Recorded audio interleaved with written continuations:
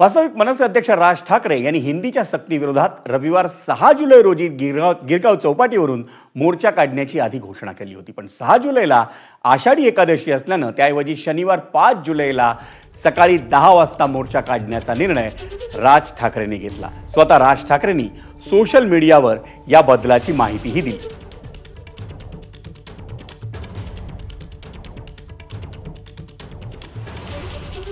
सन्माननीय राजसाहेबांनी सांगितल्यानुसार जो मराठी माणसांचा मोर्चा हिंदी सक्ती विरोधात निघणार होता 6 तारखेला सकाळी 10 वाजता, त्याची तारीख बदलून 5 तारीख सकाळी 10 वाजता शनिवारी हा मोर्चा निघेल. तर आमचं सगळ्या पालकांना, शिक्षकांना, सर्व राजकीय पक्षांना मनापासून आव्हान आहे की मराठी माणूस एकत्र येऊन आपली ताकद या मोर्चामध्ये आपण सगळ्यांनी दाखवूया, अशी आमची भूमिका आहे. आणि स्थानिक स्वराज्य संस्थांच्या आगामी निवडणुकांच्या निमित्तानं उद्धव ठाकरे